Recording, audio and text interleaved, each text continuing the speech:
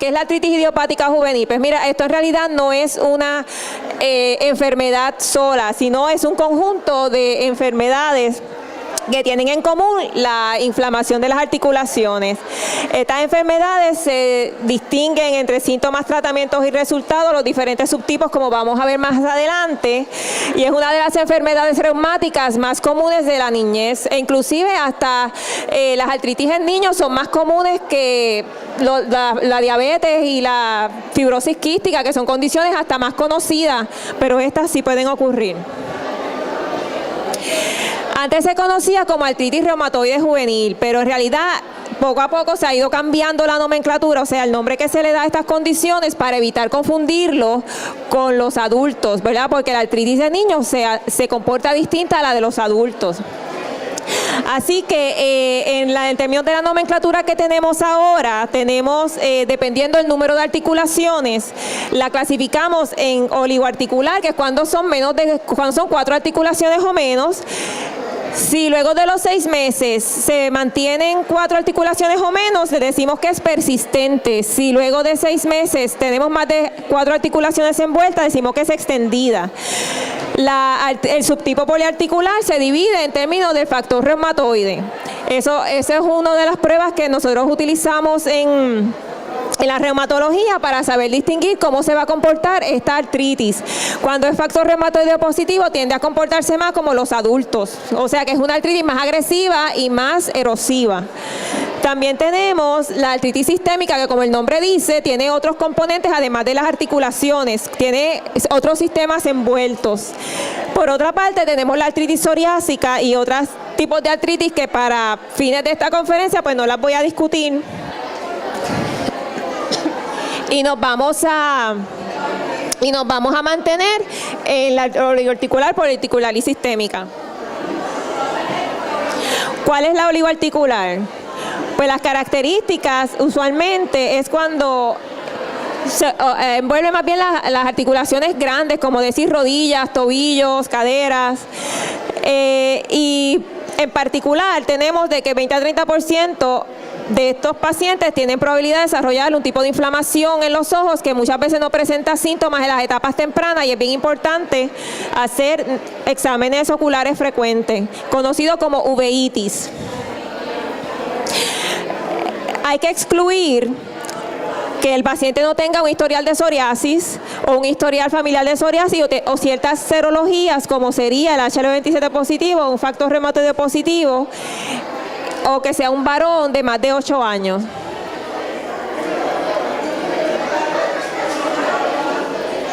En términos de la poliarticular, es cuando están envueltas 5 articulaciones o más, si eres factor reumatoideo positivo o negativo. Para un factor reumatoideo ser positivo, tiene que estar positivo por lo menos en 2 ocasiones con 3 meses de diferencia. ¿Por qué? Porque no es muy específico y hay otras cosas que nos pudiesen positivizar ese factor reumatoideo.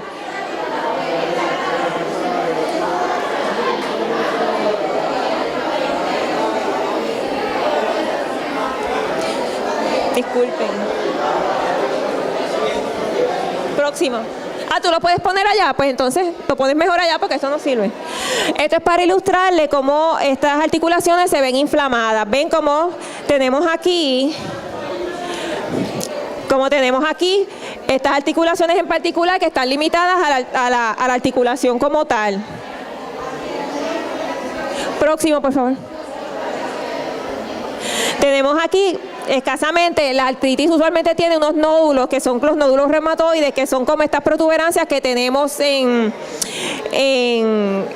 las articulaciones, y usualmente está asociado cuando se tiene el factor reumatoideo positivo.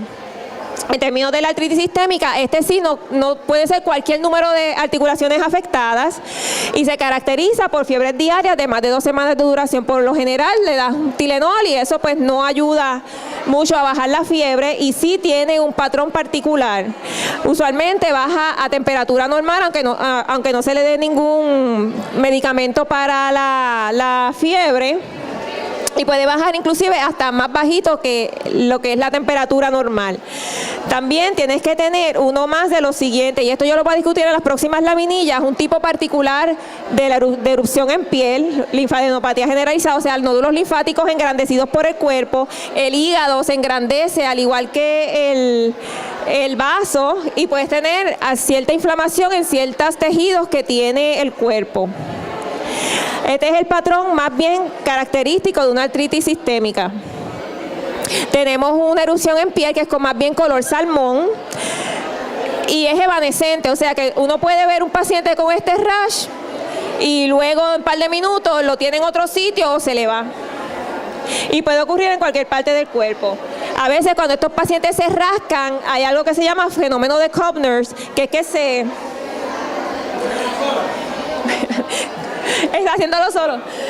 Anyway, nada, en esta laminilla podemos ver un paciente que tiene el hígado y el vaso inflamado. Espérate, está corriendo sola. Oh my God. Ahora. Ok, nada, ya lo puse. Entonces tenemos aquí un nódulo inflamado característico de esta condición sistémica. En términos de cambios crónicos que podemos tener, pues obviamente si tienes una articulación inflamada y no la tratas, van a haber ciertos cambios crónicos. Puede haber, como estos son niños, recuerden que todavía están creciendo. Podemos ver aquí la discrepancia, como esta articulación que se ha afectado el plato de crecimiento, pues no le crece. Aquí vemos todo lo contrario, cuando tenemos mucha inflamación, tenemos mucha sangre en el área y a veces ocurre todo lo contrario y puede crecer de más. Que estas son características que podemos observar en nuestros niños si tienen una artritis no diagnosticada. Aquí vemos cómo la articulación de la mandíbula se ve afectada y este niño deja de crecer ahí, ya es grande, ya es adolescente y vemos cómo no le creció la mandíbula. También en términos de estatura, estos pacientes están combatiendo una condición crónica, les requiere muchas calorías y por lo general si no se trata tienden a ser personas un poquito más bajitos de estatura. Aquí podemos ver otro cambio crónico que es erosión de la articulación. Estos son unas caderas, por lo general eso se ve bien liso, pero cuando uno tiene artritis por un tiempo que no es tratada, pues puede ser que esa inflamación se coma el cartílago y el hueso de la articulación. Muy importante, no todo lo que es dolor e inflamación resulta ser en una artritis idiopática juvenil. Se me olvidó decirles que como uno define artritis, pues que para tener artritis, que es un diagnóstico clínico, tienes que tener inflamación de la articulación por 6 semanas o más. Si no tienes inflamación, puedes tener limitación al movimiento en combinación con dolor al movimiento. Pues, cosas que pueden asemejar, pues mira, serían pues algún tipo de infección. Los niños, a diferencia de los adultos, padecen de más infecciones porque la circulación de su sistema musculoesqueletal es distinto al de nosotros porque ellos tienen todavía placas de crecimiento y una distribución de sangre en el músculo esqueletal distinta a la de los adultos. Así que puede tener desde una infección en esa articulación. Hay ciertas regiones, si viajó, digamos, al noreste de Estados Unidos, como en Connecticut o en algún otro sitio del noreste, puede tener la enfermedad de Lyme, algún virus que te puede dar una artritis básicamente reactiva o alguna infección del hueso que se asemeja a la inflamación articular. También podemos tener condiciones no inflamatorias, como serían dolores de crecimiento, los famosos dolores de crecimiento, pero saben que en realidad no se ha asociado a crecimiento como tal. Sabemos que sí que duelen, que corren en familia, pero a la larga no es el tipo de artritis que nos dé erosiones o nos dé cambios crónicos como habíamos descrito. Síndrome de amplificación de dolor, a veces son pacientes que están con mucho dolor, que es más bien como más sensible a la cuenta más sensible de la cuenta en términos de dolor, pero en realidad no tiene nada orgánico que podamos tratar como un proceso autoinmune inflamatorio. Y también algún tipo de trauma musculoesqueletal. Hay ciertos síndromes que están caracterizados por condiciones que da dolor en las articulaciones, pero en realidad no hay inflamación, así que nosotros como reumatólogos no tenemos nada que tratar ahí. O las condiciones ortopédicas, que más bien son problemas biomecánicos del hueso que presentan con dolor, pero no es una artritis autoinmune, o sea que no cae como categoría de artritis idiopática juvenil. Bien importante, a veces lo que tenemos es artritis, pero no es artritis idiopática juvenil, sino que es una manifestación de alguna otra condición sistémica, como sería un lupus, una dermatomiositis, un escleroderma o síndrome de vasculitis o algún síndrome de superposición. Esto no es para que se lo aprendan, sino para que sepan que un niño con dolor articular puede ser una bandera roja, el dolor, que posiblemente necesite una evaluación para descartar todas estas cosas. Muy importante es que a veces los pacientes que tienen dolor puede ser que estamos hablando de un cáncer, así que los niños, si se están quejando de dolor y es un dolor persistente, hay que hacer una evaluación completa antes de uno decir, ¿verdad?, que el niño no tiene nada. Así que yo encuentro que entre todas las cosas que he hablado, lo peor sería que se nos escapara un niño que estuviera con etapas tempranas de cáncer, así que más o menos le voy a decir lo que nosotros como médicos vemos, que nos daría un índice de sospecha de que esto puede ser un cáncer. Primero que nada, estos son niños que se ven miserablemente mal, se ven bien enfermos, presentan con fiebre de bajo grado, el dolor generalmente es por la noche y a veces el dolor es fuera de proporción a los hallazgos físicos. Los dolores son tanto en el hueso como en las articulaciones y a veces tienen problemas que se ven demasiado blancos o ciertas lesiones en piel. Una vez más, como la artritis sistémica, puede ser que tenga el hígado y el vaso agrandado y como la artritis sistémica puede ser que tenga nódulos, o sea que uno tiene que tener un alto índice de sospecha para distinguir lo que es un cáncer versus lo que es una artritis idiopática juvenil. Aquí vemos cómo, si nosotros vemos a este niño, pensamos que tiene artritis, pero cuando le hacemos el bone scan, el estudio nuclear, vemos que en realidad es una infiltración que tiene en el hueso y esto se trata de una manera muy distinta como se trataría una artritis idiopática juvenil. Así que cuando el niño de nosotros nos dice que le duele algo, ¿qué es lo que debemos hacer? ¿Cuál es el approach que vamos a tener con ellos? Pues primero que nada, tiene que tener un buen historial médico por su médico. Por lo general, esto comienza con el pediatra y si es necesario se refiere al reumatólogo pediátrico. En términos de si hay algún cambio en su comportamiento, si los síntomas son por la mañana, por la tarde, si hay un historial de vacunas, ya que hay ciertas vacunas nos pueden dar artritis, si hay algún tipo de viaje, como lo había mencionado, hay condiciones que uno las puede coger fuera de Puerto Rico, y si hay un historial de condiciones reumatológicas en la familia, obviamente, si hay lupus, si hay artritis reumatoide, si hay tiroides, si hay diabetes, cosas autoinmunes que nos puedan predisponer genéticamente a estas condiciones a los niños. Un examen físico también es bien importante, hay que cubrir todos los sistemas porque estas condiciones pueden ser el dolor articular puede ser manifestación de algo más serio. Hay que observar, hay que examinar detenidamente cualquier nódulo, cualquier tipo de erupción en piel, como la había descrito anteriormente, ya que esto puede estar asociado a las condiciones reumatológicas. Pruebas de laboratorio, ¿qué va a ocurrir? Pues miren, posiblemente su reumatólogo pediátrico le va a recomendar un montón de laboratorios. No se asusten porque en realidad no le va a pasar nada al niño, pero sí tenemos que hacer unos cuantos laboratorios. Pero bien importante, las pruebas de laboratorio no nos dan un diagnóstico de artritis. La artritis es un diagnóstico clínico que tenemos que tener, como les dije, inflamación de las articulaciones por 6 semanas o más. Si no hay inflamación, hay limitación al movimiento, combinación con dolor al movimiento. Los laboratorios son más bien para descartar todas las cosas que yo les mencioné, descartar que no sea un cáncer, descartar que no sea un lupus, descartar si es una artritis, ver cómo se va a comportar, en qué subtipo la vamos a poner. Imágenes. Esto puede variar desde rayos X sencillos hasta un bone scan cuando estamos buscando malignidad, desde resonancia magnética, ultrasonido y CT scan. ¿Para qué? Una vez más, descartamos infecciones, tumores, fracturas y cambios crónicos. No es que vamos a ir corriendo a hacerle esto a todos los pacientes que tengan dolor articular, sino con el historial y examen físico determinamos qué es lo que vamos a hacer y hacia dónde nos vamos a dirigir.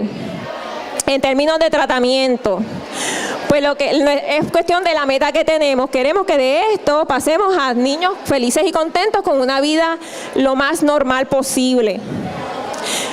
En términos de cómo abordamos ese tratamiento, pues mira, el médico es solamente parte de la ecuación, sino que tenemos que contar con un equipo de profesionales, porque estos son condiciones multisistémicas, son niños que están creciendo, que tienen otros issues también sociales y psicológicos.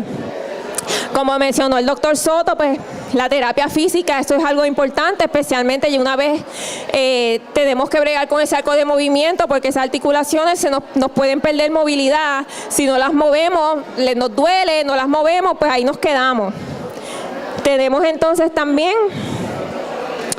Entre los diferentes profesionales, pues tenemos que el trabajador social, nutricionista, un psicólogo y consejero. ¿Por qué? Porque estos niños quizás necesiten más calorías o una dieta un poco distinta a lo que tienen un niño que no está consumiendo tanta energía combatiendo una condición. Un trabajador social es importante porque a veces hay programas en la comunidad que nos ayudan a bregar con estas condiciones crónicas y nos ayudan a identificar recursos que tengamos. Entre los medicamentos, pues tenemos la primera línea, siempre son los antiinflamatorios no esteroidales, y aquí le menciono algunos. En términos de niños pequeños, ya estamos bien limitados a los que son líquidos, el naproxen ya lo dejaron de hacer líquido, pero tenemos entonces el ibuprofen y muchas veces el meloxicam, que viene en sirope, pero se hace difícil conseguirlo cada vez más. También podemos tener medicamentos como la prednisona, que se puede dar de diferentes maneras. Se puede dar por boca, se puede inyectar, se puede dar intravenoso. Todo depende de qué tan grave sea la artritis y cuántas articulaciones estén afectadas. A veces estos medicamentos no es suficiente y tenemos que contar con los analgésicos, como sería Tylenol, y se pueden utilizar muchas veces juntos. Tenemos los medicamentos modificadores de enfermedad. Aquí hay unos cuantos señalados, pero en niños, por lo general, los comenzamos enseguida en metotrexate dependiendo del subtipo de artritis que tienen. Ya son muchos biológicos.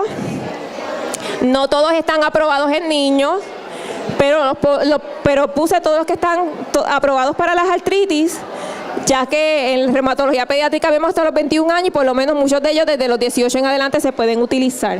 Los más comunes son, ¿verdad?, los primeros, que serían los modificadores de TNF, que fueron los primeros que salieron.